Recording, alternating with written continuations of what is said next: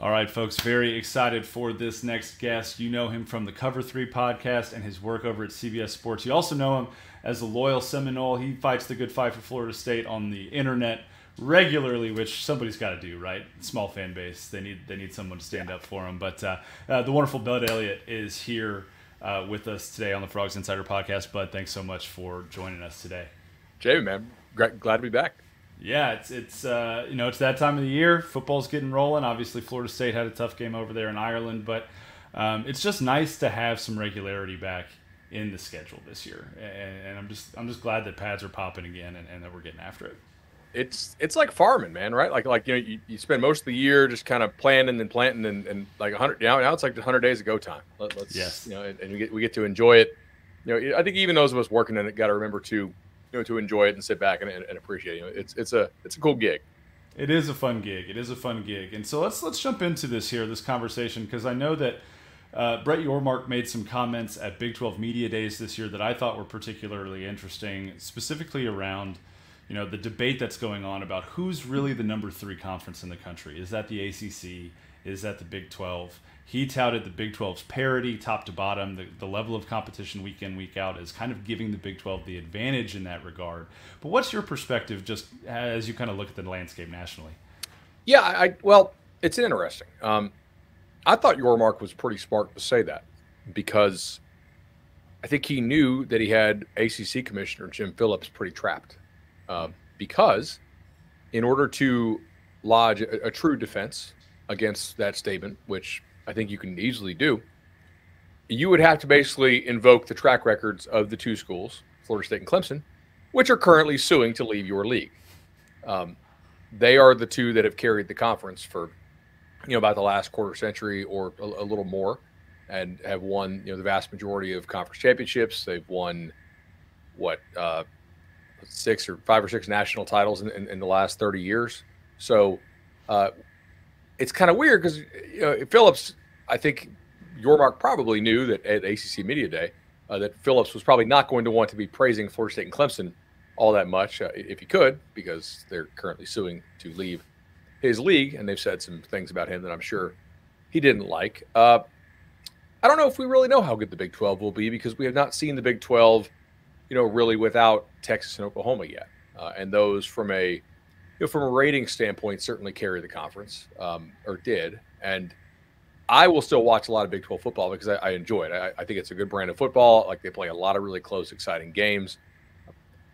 I don't know if it's a brand of football that attracts a whole lot of casuals, which is really, to do big numbers, you need them. And that's sort of Brett Yormark's challenge. It's like, how do you define what a better league is, right? Is it your top? Is it your bottom? I don't think the bottom of the Big 12 last year was worse than the ACC, to be frank. I mean, like, pick your worst team in the ACC last year. Like, Pitt kind of fell apart. They weren't, I don't think by any real rating system, worse than like an Arizona State or a BYU or a Baylor, right? At the top, the top is where I think you see the consistent difference, because there's really, from a recruiting standpoint, there's 3 teams that kind of can get to that certain level that you need to really compete for it all in recruiting. That's not to say they always do it. That's not to say they always do what you need to do with those players in order to get there. But it's sort of like a SAT term, like necessary but not sufficient condition, and I don't really see any Big 12 team that is particularly close to getting there at this point. Now, I think certainly somebody will probably rise up, win the league more often, and then get a recruiting bump off that, I would have to think. But right now, I thought it was brilliant for Yormark, because he can say something that I bet in his heart of hearts he doesn't really believe, and the guy who would have to counter it really can't counter it.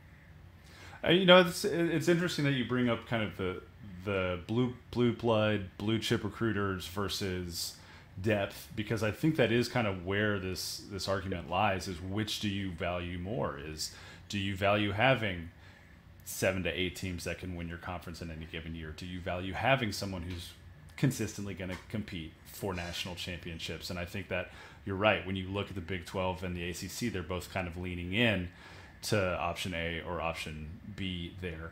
And you bring up recruiting, and I think that's an interesting point as well, especially without Texas and Oklahoma in the league now, because we've seen TCU kind of transition into some Horned Frogs talk here, be really the consistent number 3 recruiting school in the Big 12 to this point.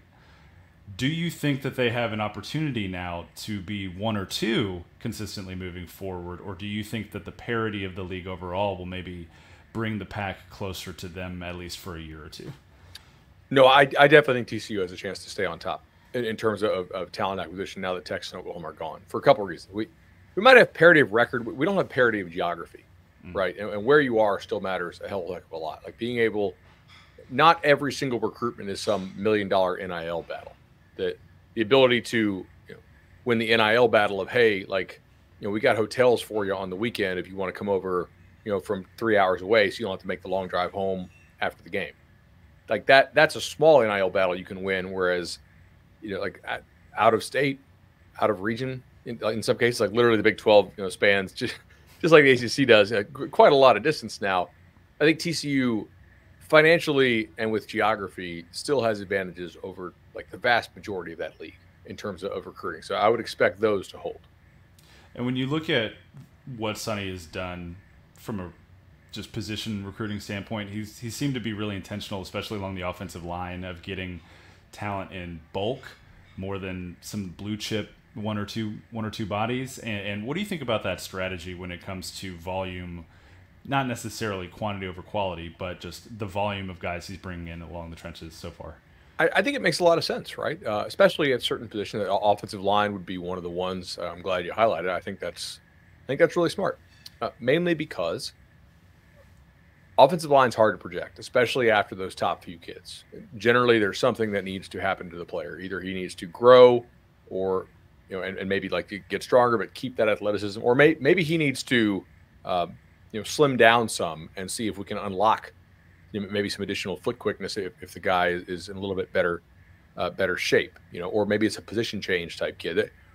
Offensive line past the top X number of players, whatever you want that to be in the country, is really a projection battle. And I don't think that anybody is like worlds better than everybody else at it. Necessarily. I'm sure somebody is, would argue their track record's better, but I would say like over what kind of sample set, right? Like you're better at predicting crazy growth spurts than the next guy. Okay, cool. So no, I do think volume shooting there, makes a lot of sense. At other positions, maybe not, right? Like as somebody that reads a lot of beat writer reports, when I see running back by committee, I'm like, all right, cool, that works. When I see receiver by committee, immediate red flags. Like I would rather have 1 stud and 2 complete jags than 3 good players. Like college quarterbacks aren't good enough to go through all their reads and be like, oh, this guy's open. Like there's usually 1 guy they're going to feed and then maybe somebody else decent. So I think it kind of does depend on position, but I think volume shooting along the lines of scrimmage because of the projection aspect of it makes a lot of sense if you can pull it off. So you mentioned that you read a lot of beat writers. I know you and Jeremy Clark were on your show earlier this year as he was breaking down TCU for you, and you've been, I know, an observer of Horned Frog Blitz over on 24/7 for quite a while now. But when you think about this TCU team in 2024 and the potential of the program, we've talked about the talent acquisition and all of that. Picked 10th, coming off of a 5-7 season, do you think that there's a ceiling where TCU could compete for the top of the Big 12 this year? I do. Now, we know they've suffered some unfortunate camp injuries, right? So that they need to stay pretty damn healthy, I think. Like my guess is, especially at the spots with which they've already had guys go down, those need to stay healthy just due to depth. No team's carrying like 7 corners who can play, right? So, but yeah, athletically, like physically, I think they could match up with most of the teams, and it's just going to come down to like schedule. Do you get the right breaks? Can you execute in those critical situations? Can you play smart football? Last year they lost some close games. They had some quarterback dinged up stuff. Hoover got dinged from whatever calls. So I think it's certainly positive. There's not a lot of teams in this league that I'm like they can't win it. Okay, Baylor can't win it, in my opinion. BYU can't win it. Arizona State can't win it. I really don't think Colorado can win it ultimately. Who is there? Am I missing somebody who definitely cannot win it? Who I should be naming here? I see. That's the question, right? Probably Cincinnati, because Cincinnati's already lost 2. They already lost 2 starting D linemen. Yeah. TCU lost 2 corners, but like Cincy's lost 2 D linemen. So depends on your opinion of Texas Tech, I suppose. I think they've got some pretty good talent on the top end up there. Central Florida's lost a couple defensive linemen already. You know, all these all these state of Texas writers, like love Joey McGuire in that story, and I'm like, I don't know, man. 2 years ago, to me, they were much luckier than they were good, and you know, last year they were a little bit unlucky, but they still weren't good. Like it's not like they should have been 9-3. I'm not trying to disparage Tech. I just maybe it's because I don't live in the state of Texas and I don't see certain things, I guess. But I can't write them off. Certainly, like if Morton is healthy and the defense actually is improved and maybe the offensive line can hold up, sure. So how many teams are in the Big 12? 16, 17? 16, yeah. And we could only truly cross off 5, I think. Arizona State, BYU, Baylor, Colorado, Cincinnati. Yeah. It's like 11 teams that you could actually make a plausible argument that they could win. It's pretty crazy.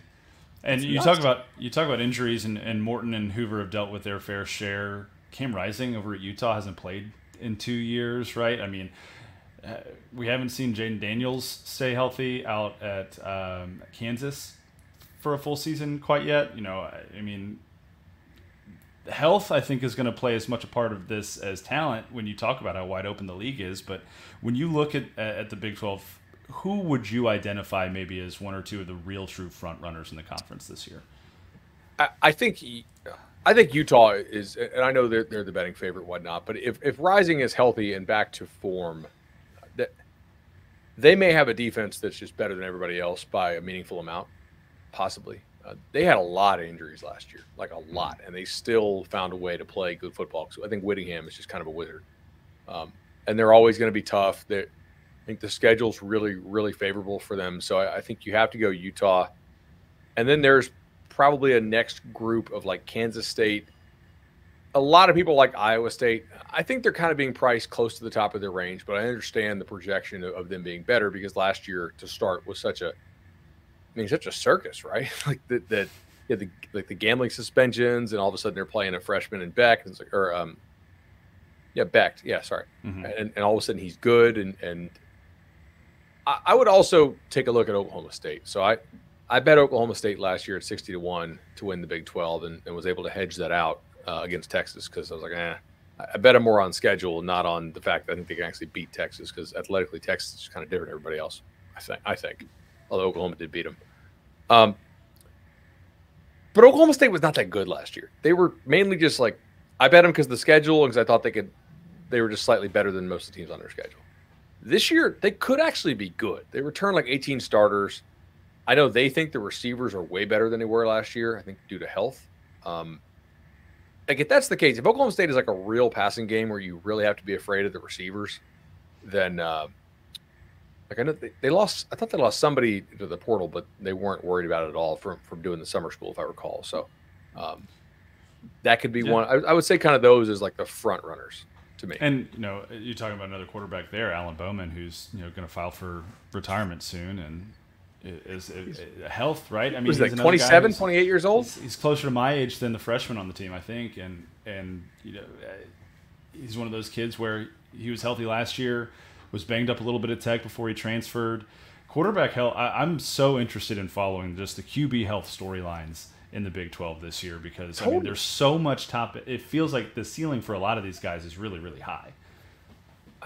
I wanted to just like take half of these teams and bet their alt line under for the season because like, all right, like given this track record of health for these teams, a couple of these guys are not going to make it through the year, right? And their seasons are going to be like meaningfully worse than we all think they're going to be right now. I just don't know who it's going to be.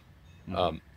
But also most of them who we are like, oh, this guy can't stay healthy, but they're also like really good. Like Daniels when he's good is a beast. Morton when he's good for a young guy was pretty good. I thought Hoover showed some nice moments when he was healthy. I'm probably missing like Shador got beat up last year really bad in Colorado. I mean that's not a Big 12 guy last year, but he is now. I agree. Noah Fafita, right? I mean, right? Arizona, yeah. I mean Fafita is really really good. I think he's got a chance to set some like college records because. He's like 5'8" flat. So I don't think he's going to be a pro, at that size. So I think like Arizona might have him for like 3 more years. And we haven't even mentioned, KJ Jefferson's in the conference now out at UCF. I mean, just the quarterback depth this year seems to have jumped from a year ago, even despite losing Oklahoma and Texas, which I think is really good for the league overall. I think the SEC and the Big 12 have like very good depth of competent to like pretty damn good quarterbacking this year, whereas the Big 10 feels really top heavy to me.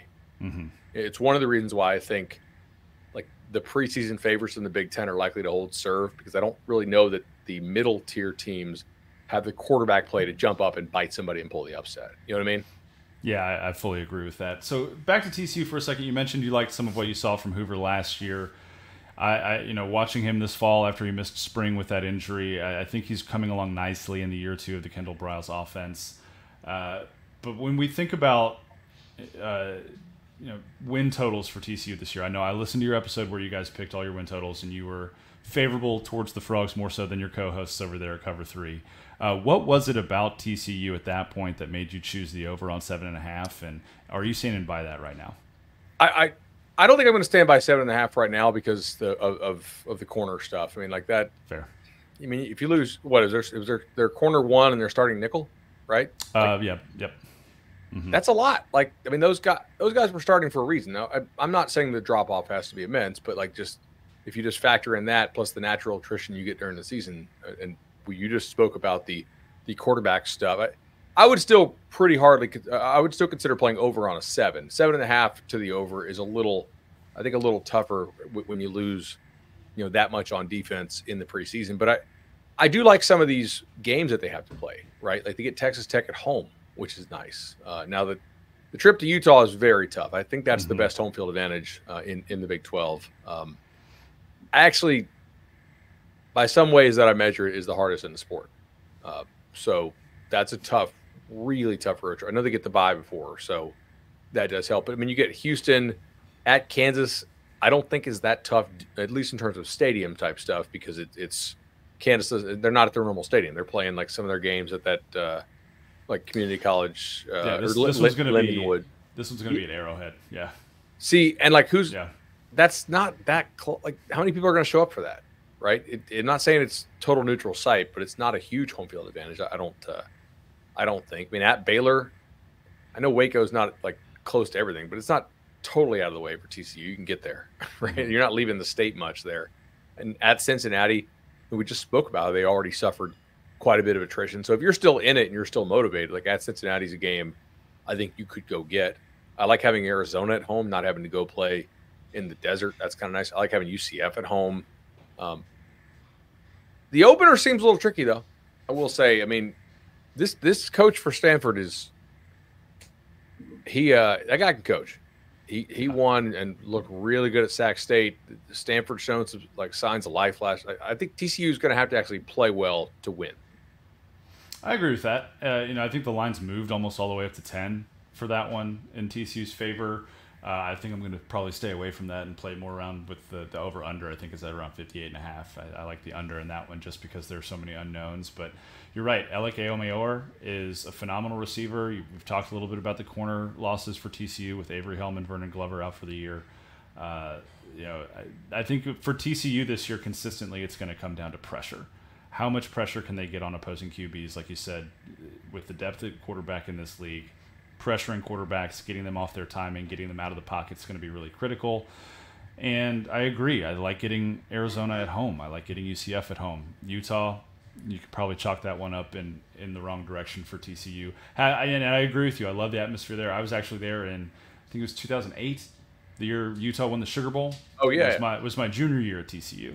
And so some buddies of mine flew up for that game. It was on a Thursday night. TCU lost it 13-10. Ross Evans, I think, missed 3 field goals in that game for the Horned Frogs. It was absolutely brutal. And then the next day, if you'll recall, Bud, that was when all of the rumors about Gary Patterson going to Kansas State cropped up. Okay. And so it was just this terrible weekend up in Salt Lake City for Horned Frog fans who made the trip. But, looking forward to getting back up there this year, hopefully with a better result for sure. It's a cool atmosphere for sure. Yeah, it's pretty great. I will say in the Stanford game, I've been reading a lot of the practice reports. The Mosley kid for Stanford apparently is the other receiver they signed, the true freshman, has really shined in their camp as well when healthy. So I'm excited to see him. Yeah, I'm looking forward to this game. Stanford's I think got 12 true freshmen in their 2 deep going into week 1. So it kind of tells you where including a quarterback. Yeah, and it tells you where they are in their development cycle. But I think coaching hire was for the long term, so I think Cardinals going to be in a good shape moving forward. But appreciate you coming on. Appreciate the insight from a national perspective. It's always good to kind of give us a wide angle lens every now and then because, beat writers, we can get into that loop of just only focusing on having our blinders on. And so I appreciate the time, man. Jamie, enjoyed it, man. Good seeing you. All right, guys. Appreciate you.